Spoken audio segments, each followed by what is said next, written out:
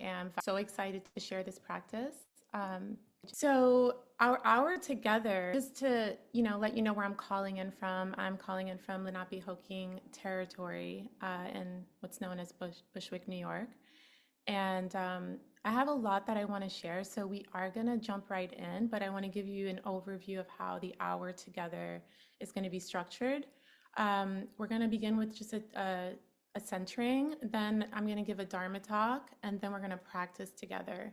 If any questions come up, if you can hold them or put it in the chat, and then we'll talk about it at the end. And I'll check in before we practice just to make sure like there aren't any burning questions that need to be answered, okay? So wherever you're at, just begin by looking around your space, just orienting us into where our environment, where we're at. So just look around your room, your space, wherever you are, noticing different objects, shapes, colors.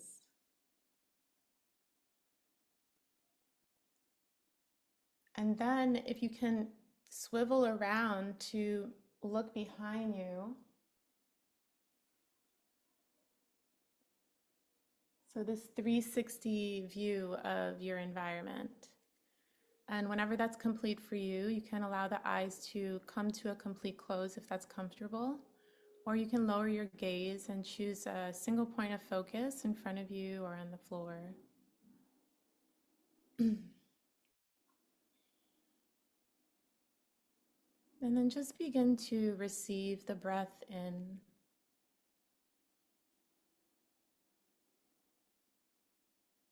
And just allow the breath to find its natural rhythm.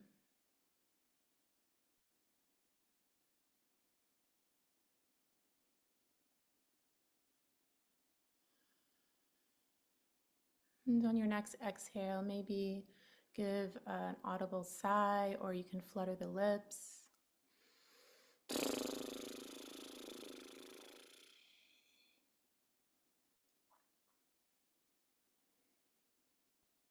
And just beginning with the crown of the head, begin to scan your body. Just noticing what you notice. So beginning with the crown of the head, the midpoint between the eyebrows,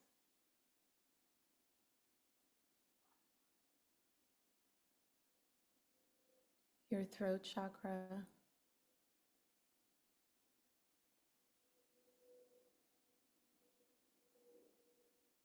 your heart center,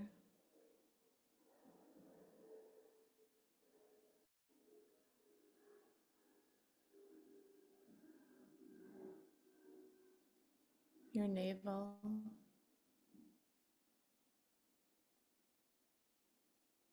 and we're just noticing what we notice.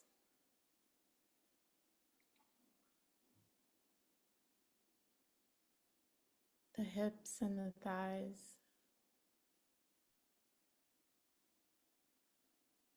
the knees and the calves,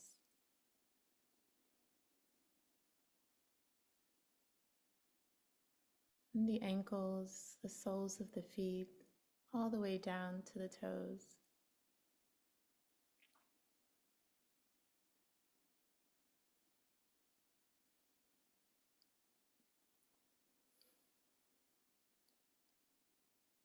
Now imagine that we are all sitting in circle together in one room, and that there's a sacred fire burning in the middle. This fire of wisdom, this fire of illumination and transformation.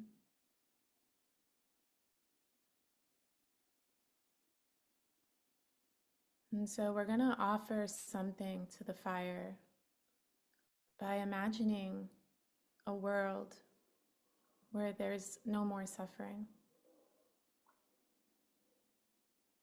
So imagine that anything that causes you physical, emotional, or mental discomfort, any negative thoughts, all of it is completely dissolved. And that is also true for every living being on this earth.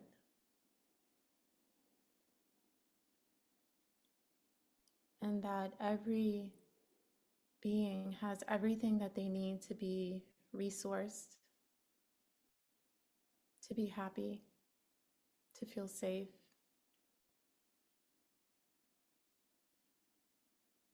The earth itself is thriving, fertile. All of our waters are crystalline and pure.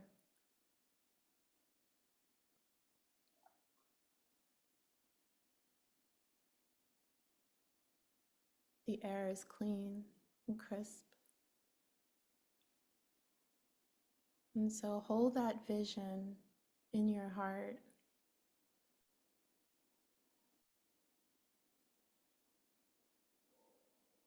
And once you have that vision clear for yourself, make your offering to the fire.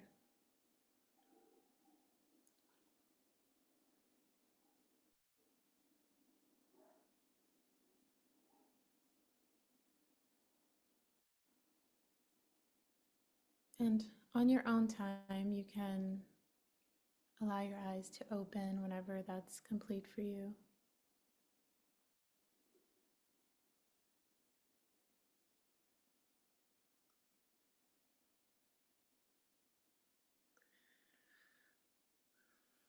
I can't see everyone, but I'm going to assume everyone has their eyes open and we're all back. I'm going to share some slides and then we're going to begin in the content, but I wanted to share quickly that I was thinking about the theme, how we heal. And, you know, I really feel like we're in a moment of global initiation. And I find it hard to believe that there is one person that isn't going through a healing process right now. And you know, I can get so caught up in like the things I'm going through. And sometimes I'll be like, oh, that person, you know, I spoke to my friend, they are going through something as well. Um, but like to recognize that like everyone is processing something and to really like hold that um, is really special and important, I think, so that we can kind of get outside of ourselves a little bit and kind of orient us into like what do I need, you know, to do? What do I need in order to be able to step out and support other people in my life? Um, and when I think about healing, I was also thinking about how it takes so many different shapes.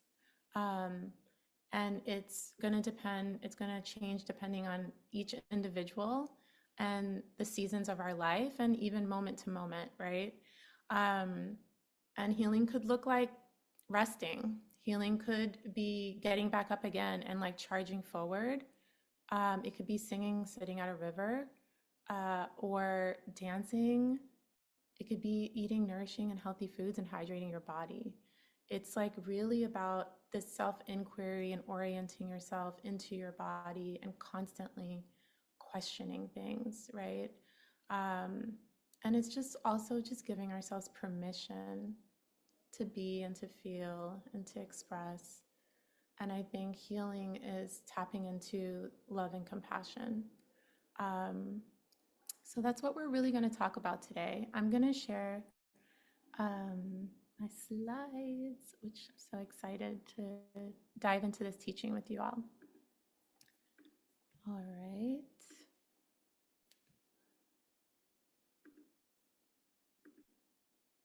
Can everyone see the slides? Thanks, Gina. Good to see you. All right, so the Nectar of Chanting, tuning the instrument of the subtle body. And I promise we're going to get to practice. We're going to get to the chanting and like mantra and why it works. This transmission was given to me by my teacher in the tradition of the Gelugpa Tibetan Buddhist lineage. And before we get into like mantra and why it works, I want to give us all like a really good foundation about the core concepts in Buddhism that underpin every single teaching. So the teaching I'm going to give is called the Four Arya Truths. It's the first teaching that the Buddha gave when he came down from the Bodhi tree. Um, and an Arya is a being who's achieved the deepest meditative insight one can have. And it's not something that you can achieve by studying or thinking about it. It's a direct experience of ultimate reality. You have this direct experience of ultimate reality. And you come out of it with these four realizations, right? And it's the truth of suffering and the way out of it. So the first one's going to be kind of like depressing. I'm just going to say that, but then it gets better, okay? Um, so he comes down from the Bodhi tree and he's like, guys, life is suffering, you know? And I think it's fair to say that we can all look around, we can go on the news or in social media, and we can see this obvious suffering that exists in the world. But that's not even what he was talking about. He was talking about these other three flavors of suffering. There's outright suffering. There's the suffering of, like, I'm going to stub my toe, my back's going to hurt, my stomach, then I get a headache, I get hit by a car. Like these forms of suffering that we've all had at some point, right? And they're always going to cycle through, even if it's something as small as like a little ache in our body. And the second suffering is a suffering of change, that even if I'm healthy now, that will change at some point. Or even if I have the perfect job that I've wanted 6 months down the line, it's not going to feel as exciting as it did when I started. That my best friend becomes my enemy. That I put my favorite song that makes me feel so good, but this time it doesn't really do that thing that it normally does, right? And then the third flavor of suffering is this pervasive suffering. It's the suffering of aging and dying. This idea that even if all the wars were to end right now, and we all had the perfect living environment, the house, the apartment, the car, perfect partner, we will all end up losing the people that we love at some point. And so that's what I meant by it's going to be a little bummer, but then it does get better. So that was his first truth. That's what he shared. The second was that suffering has a cause, that reality is subjective and that we might have a part to play in it. And so the invitation here is to consider or investigate what your worldview is. Is it that things are random? These are the three main worldviews, that either things are random, the second one is that there is a creator God, and then there's a third thing happening, that things might be caused, that there's this universal law of cause and effect, right? And the traditional teaching for this is a pen, but I'm drinking a smoothie, so I'm going to use this. I made myself a cacao, avocado, ginger, cinnamon, peanut butter smoothie, right? And it's delicious and it feels hydrating and nourishing for me. But even now in this Zoom room, you know, the sacred circle that we're in together right now, somebody might be allergic, right, to peanut butter, and therefore it would be poison to them. If I left the room and I left the smoothie here and a dog came in and got to it, it would also be poison for the dog, because I'm pretty sure dogs are allergic to chocolate. They can't eat it. Or if an ant crawled in to that mind, because animals are seen as sentient beings as well, and to that mind, it might be a death trap. You know, it might fall in and just die. So in this philosophy, the teaching here is that this can be applied to every object and person in our lives. that there's the proof of what's called emptiness, which is the sacred void. It's about seeing that there's something beyond the world of appearances, that there's something else going on.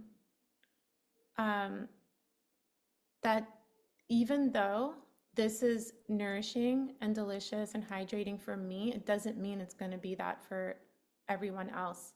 So then the proof of that would mean that the qualities that I think are coming from this drink are really not coming from the drink. They're coming from me. And that is true for every single thing in person in our lives in the world. And so the teaching is that suffering has a cause, and emptiness, this sacred void, is this fertile ground of our reality. You can think of it as like this fertile soil, and everything that we think, say, and do through the 3 doors of expression are planting a little seed within that soil, and then it's ripening. And so if I plant an apple seed, I will see an apple tree. If I plant seeds of kindness, I will then experience kindness in my reality. So then he says, suffering has an end. Because if it's true that I create my reality through cause and effect, then that means it can end. I can cause the end of my depression. I can cause the end of war. And the way that looks like is if I'm seeing war in my reality, then I look in my heart and I see, where am I being violent in my heart? Because I can go to an anti-war protest, but then if I come home and I yell at my partner, it's really not going to change my reality. Does that make sense? And so then he says there's a path that leads to the end of suffering. And because of emptiness, because emptiness also, I just want to add something. It means that there's a lack of the inherent quality that we think exists in an object. It's not that the thing doesn't exist or it's not real. The thing is really there. It's really happening. And the reason why it functions as a hydrating drink is because of the things that I've done in the past.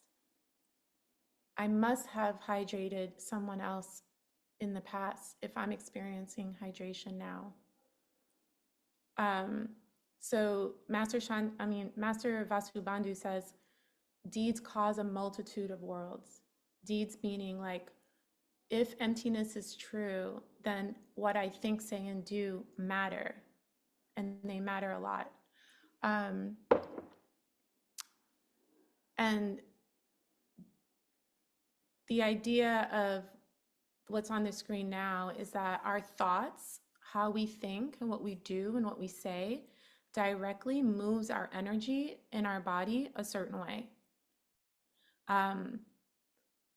This is Lungsen Jukpa Chikpa. It means the wind and mind being your thoughts, come together.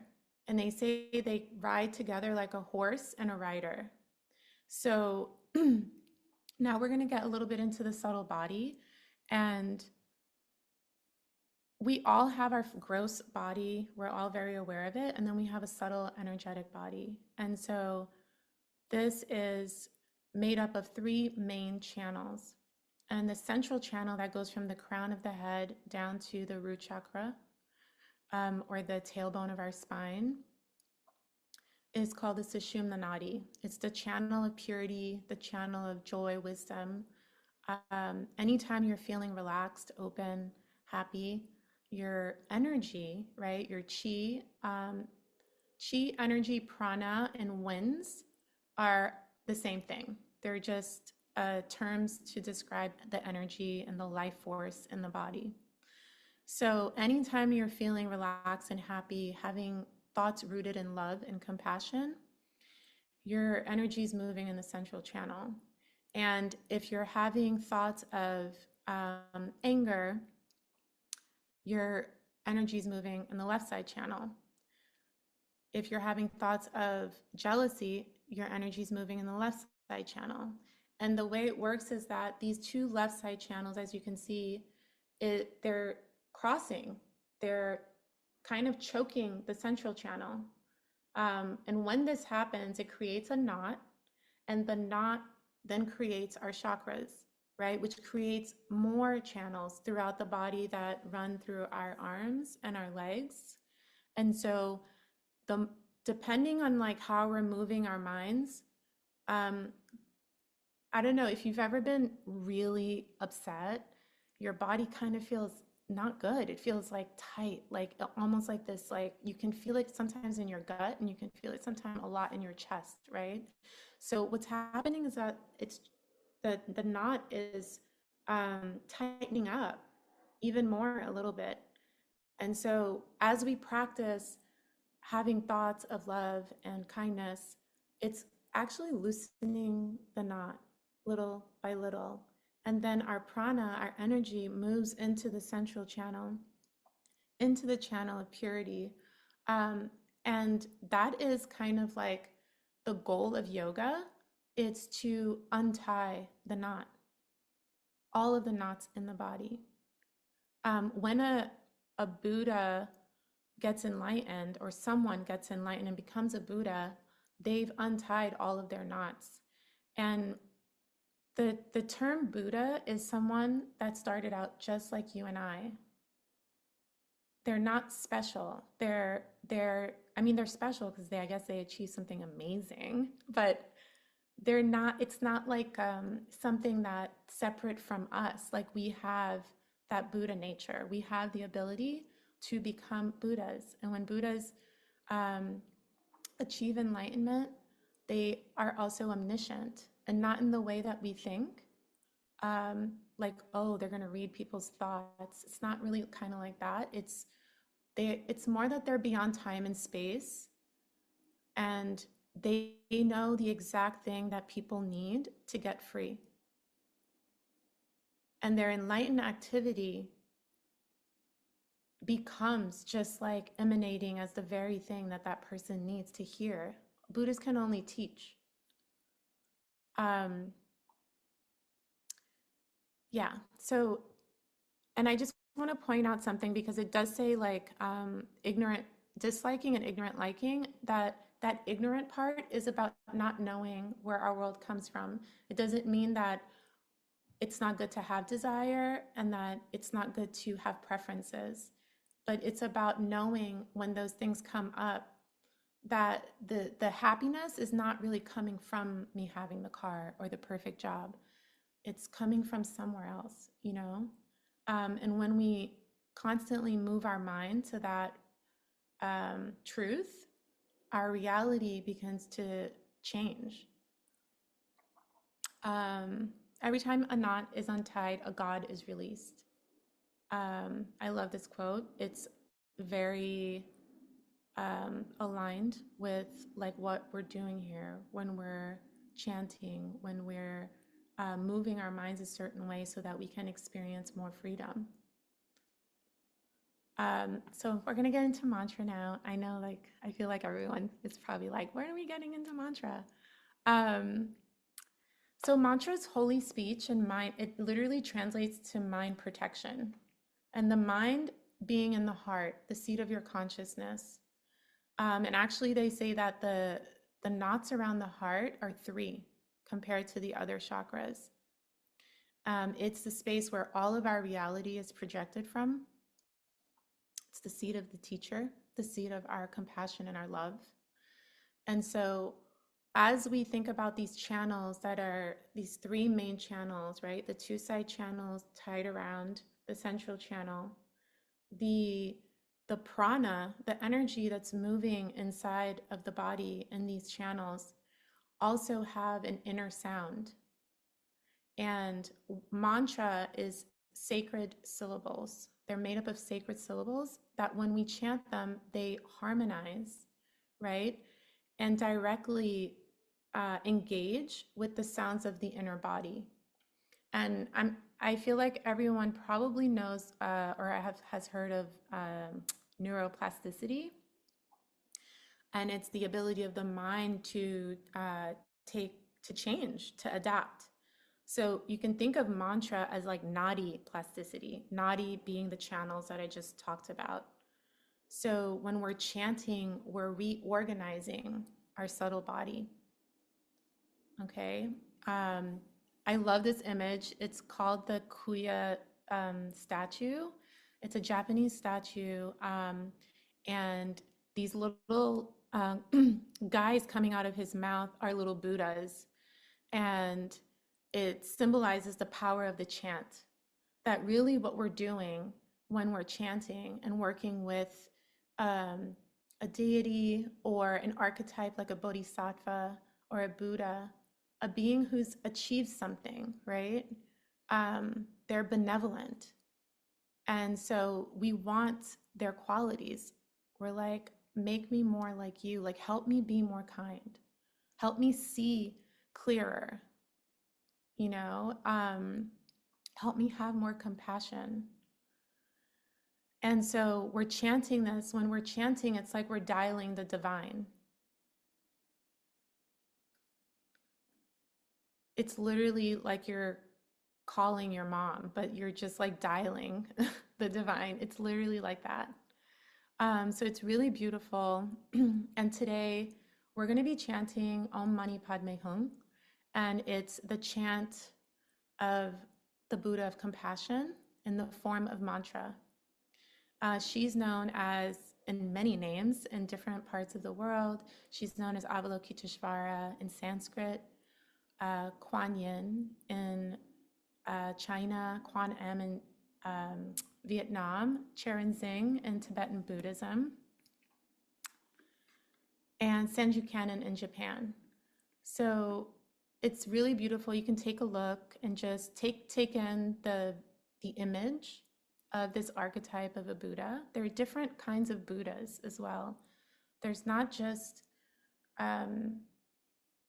Shakyamuni Buddha, which is like the most popular Buddha there is that people know of, but there are other Buddhas because there are people on this earth that have achieved the state of Buddhahood.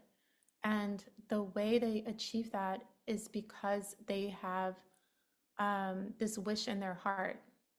They're called bodhisattvas.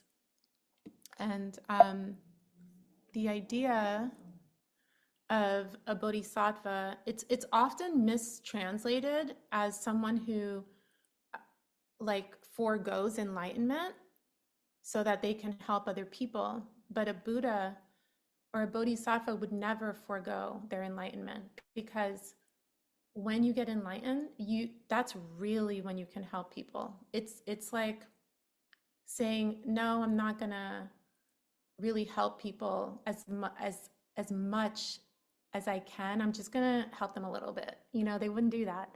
So they take on the enlightenment for the sake of all beings.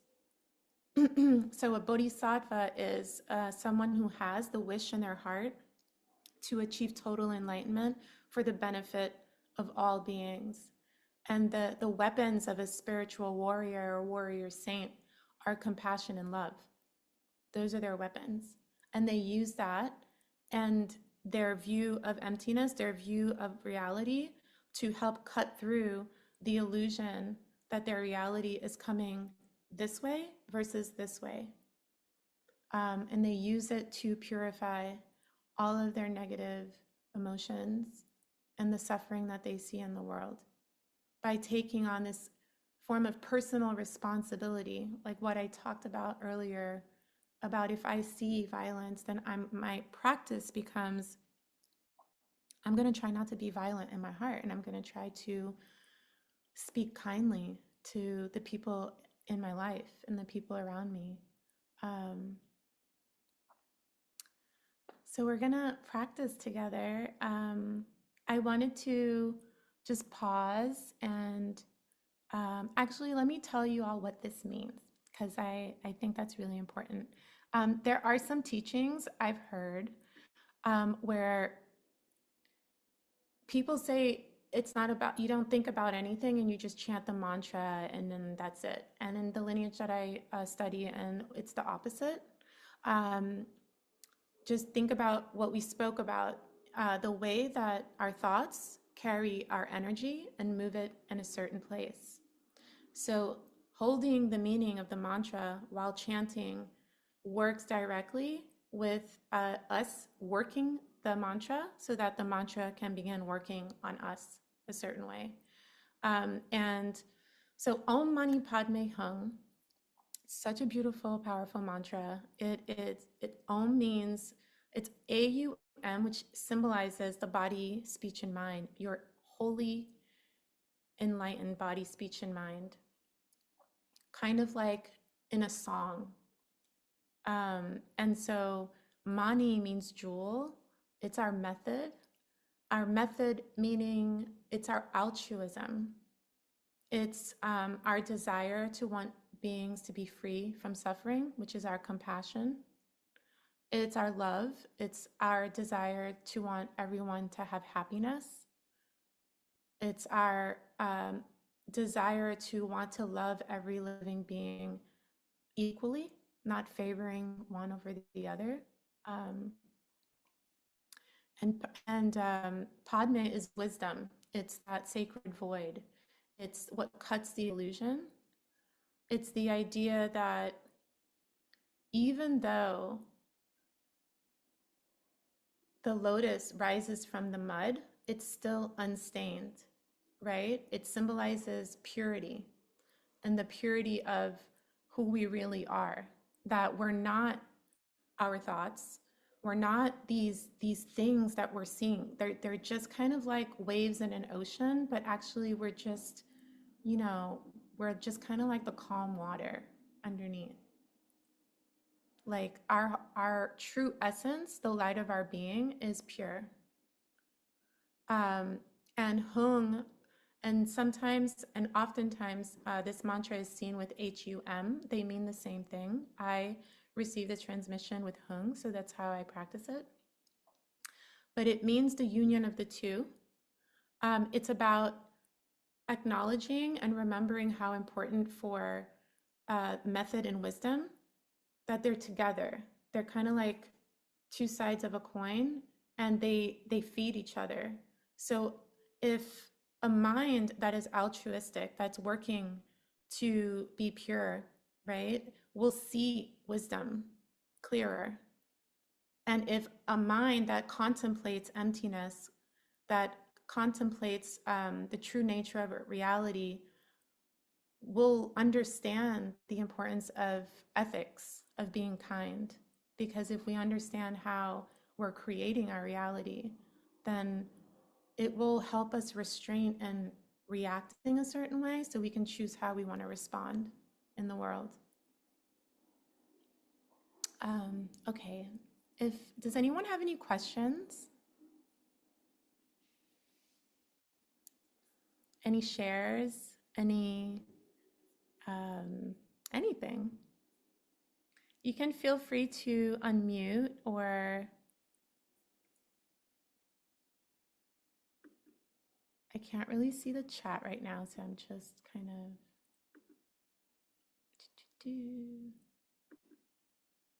okay.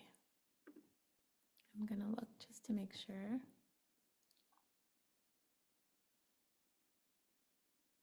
Oh, Nan, I'm sorry I didn't see your question at the beginning. The offering to the fire was just the vision that we imagined of the pure world. But whatever you did is perfect. If you offered something negative up to the fire to be transmuted, that's perfect.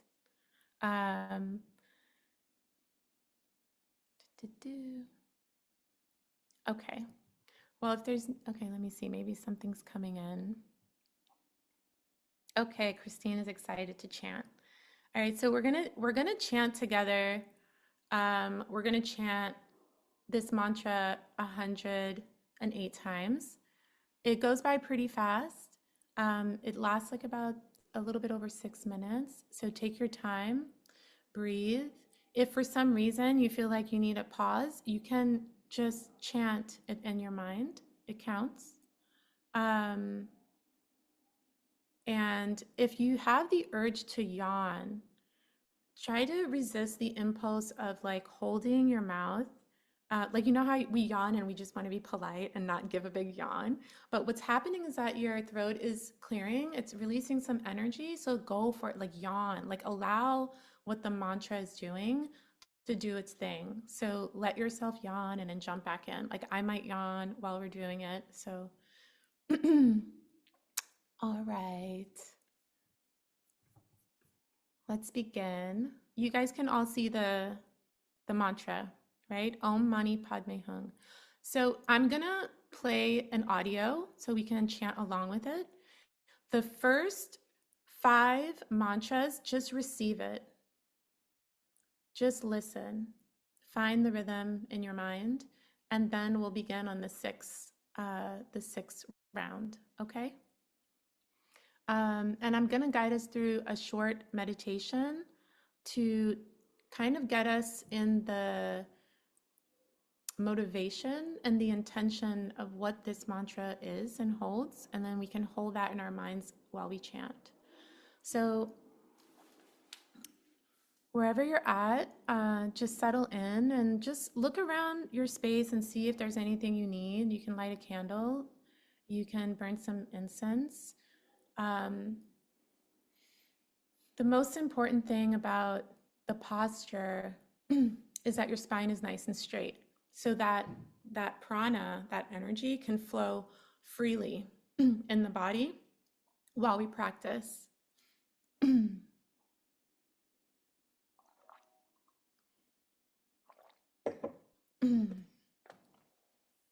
Just going to give it another minute. Okay, so wherever you are, you can just begin to allow the eyes to lower again, lowering the gaze or closing them completely if that's comfortable for you.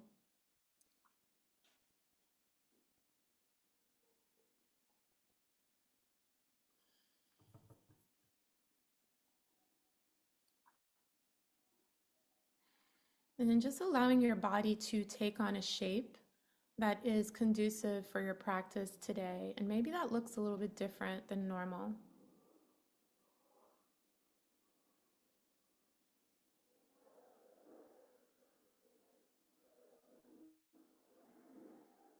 So taking on a shape that feels like an offering in itself. Inviting some dignity in the spine.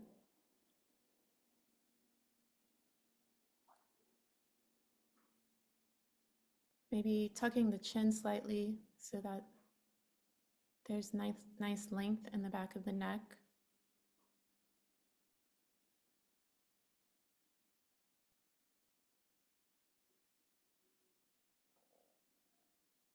And beginning to receive the breath in.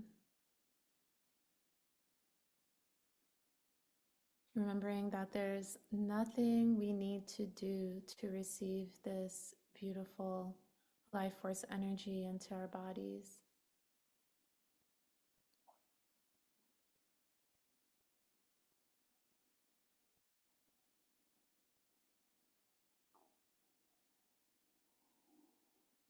And so allowing some gentle softness to enter all parts of your body that might be holding.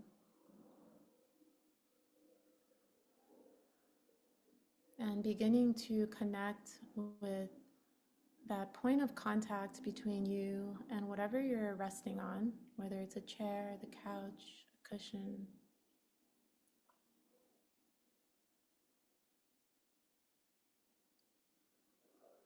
Allow that to connect you to the earth, connecting you to the south pole of your body.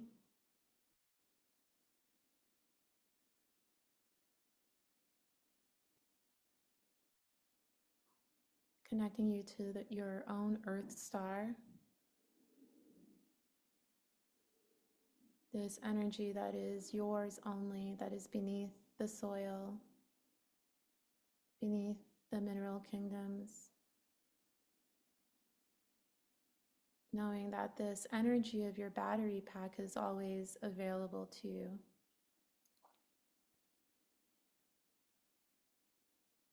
And just allowing that to also connect you with the earth element inside of your body, your right to exist, your right to be here and take up space.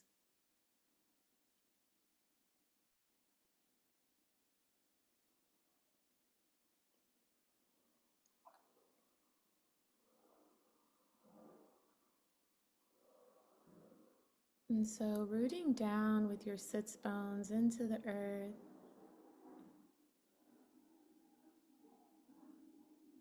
begin to feel a sense of rising upwards through your crown, allowing that to connect you with the light of your being. Could be right above your head, or it could be beyond the earth's surface, amongst the stars.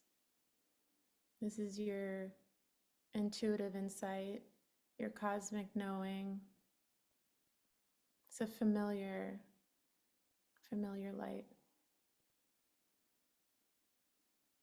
And so connecting with these 2 points where you feel this sweet tension of rooting down and also rising up, and allowing that to remind you that you are the bridge between worlds.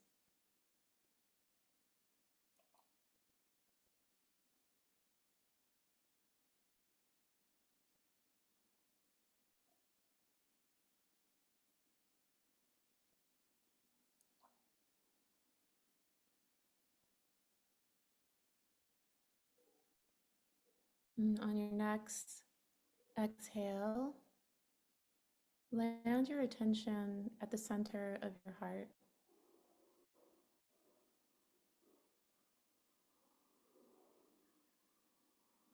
And holding your awareness in that space, begin to imagine that the Buddha of compassion, Kuan Yin, Avalokiteshvara, the thousand-armed goddess, begins to manifest in front of you, taking their seat.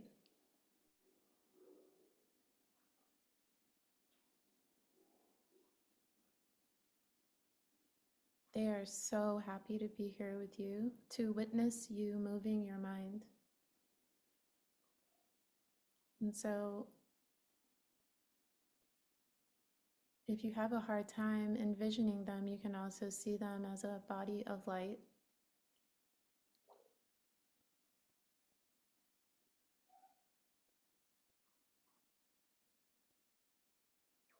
And so, remembering what their qualities are, that they are full of this ultimate compassion.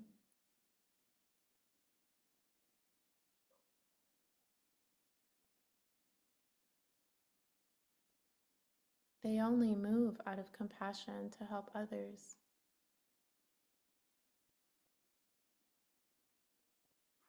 Full of love,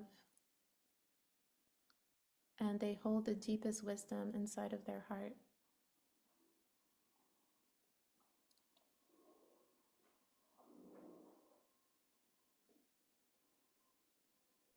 And so imagine that within the space of your own heart,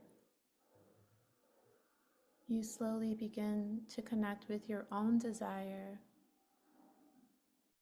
to want to see other people free, including yourself, from suffering.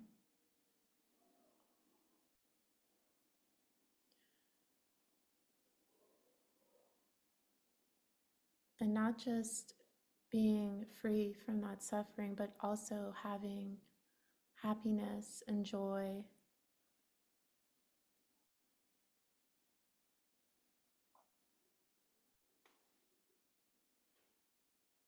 Holding those two things in your heart, there's this flower that begins to bloom at the center of your body, a symbol of your love and compassion. And at the center of this flower, you see this sparkling diamond. It's clear and bright and unshakable. It symbolizes your understanding of how reality reality works, how it functions, and allows you to see beyond appearances, beyond ordinary perception.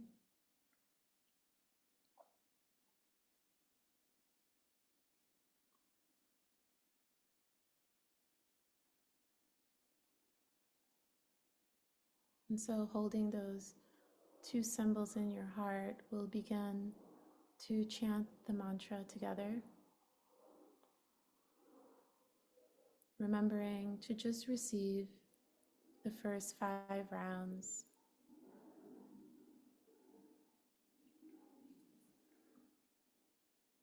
Padme hum, mani padme hum, mani padme hum, mani padme hum, mani padme hum, mani padme hum, mani padme hum, mani padme hum, mani padme hum. Mani Padme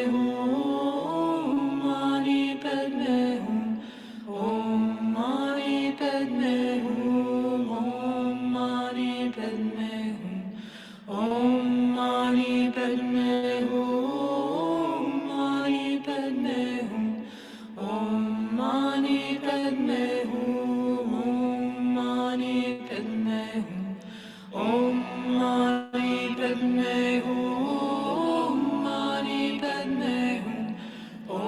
Mani Padme Hum, Om Mani Padme Hum, Om Mani Padme Hum, Om Mani Padme Hum, Mani Padme Hum, Om Mani Padme Hum, Om Mani Padme Hum, Om Mani Padme Hum, Mani Padme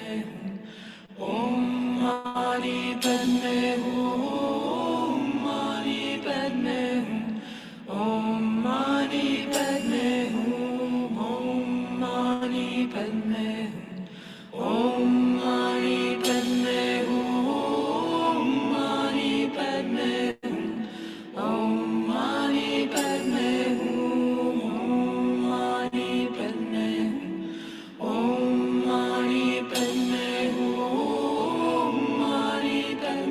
Hum,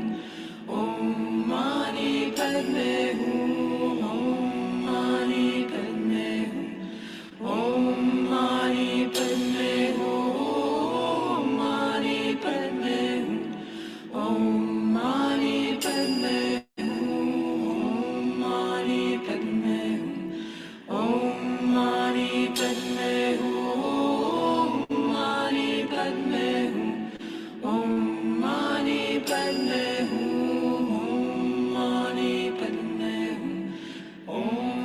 Mani Padme Hum, Om Mani Padme Hum, Om Mani Padme Hum, Mani Padme Hum, Om Mani Padme Hum, Om Mani Padme Hum, Om Mani Padme Hum, Mani Padme Hum, Om Mani Padme Hum, Om Mani Padme Hum, Om Mani Padme Hum, Mani Padme Hum, Om Mani Padme Hum, Om Mani Padme Hum, Om Mani Padme Hum, Mani Padme Hum, Om Mani Padme Hum, Om Mani Padme Hum, Om Mani Padme Hum, Mani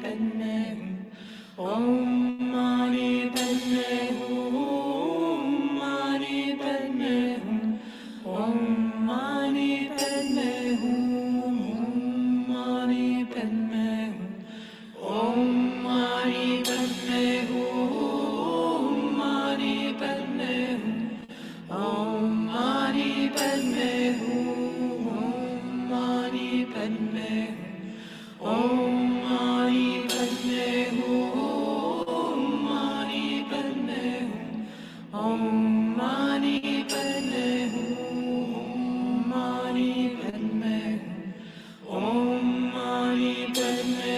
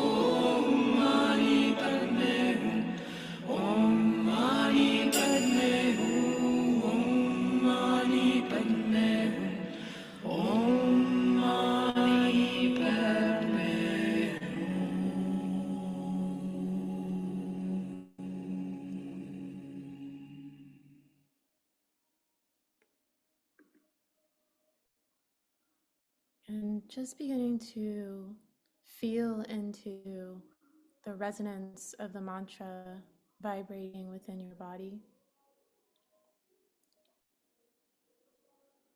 Something that you've created with your holy body, speech, and mind.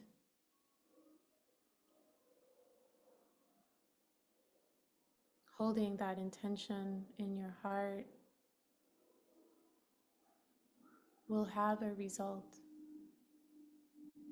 You've planted these unstoppable seeds for you to experience more love and compassion in your world,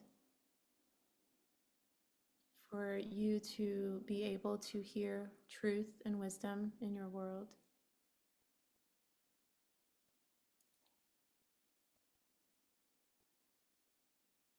And so as we hold these practices in our hearts, really connecting to other beings on the planet, and so may we be able to remember that everything we do, whether it's something simple as washing dishes, remember our motivation to develop this wish in our hearts to achieve ultimate liberation for the sake of all beings.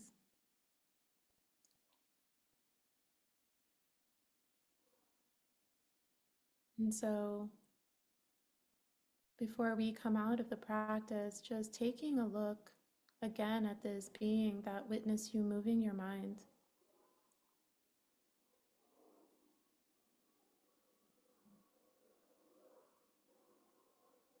If you haven't transformed their body into a body of light yet, begin to see their body transform into this translucent, bright, luminous body of light. And ask them to please stay with you, to please help you remember how things function.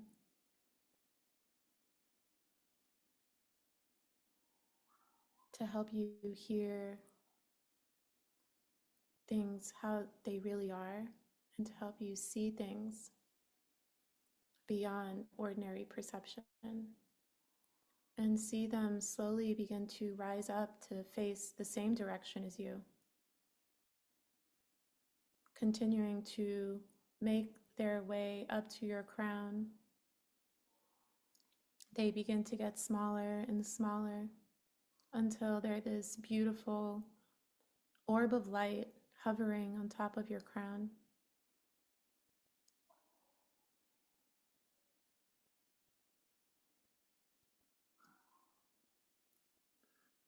And take a moment and notice if you can feel any sensations on the top of your crown.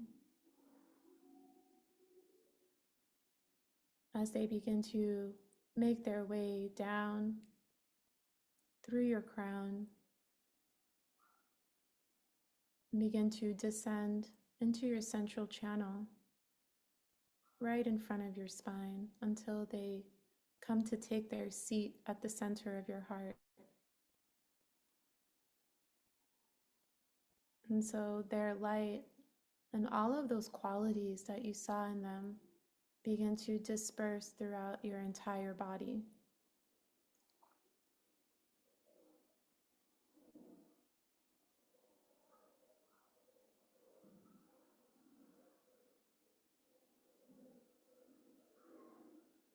Imbuing you with the wisdom, the ability to love everyone,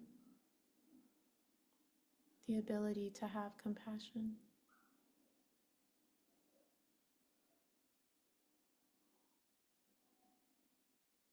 And so wherever you're at, we'll release the visualization and we'll dedicate the benefits of this practice to all beings in the world.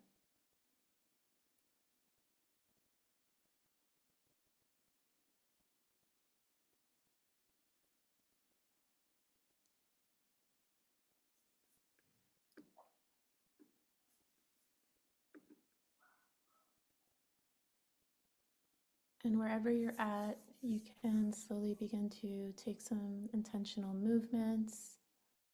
Um, Maybe looking around your space before looking at the screen. Just seeing if things look a little bit different in color than when we first looked around the room.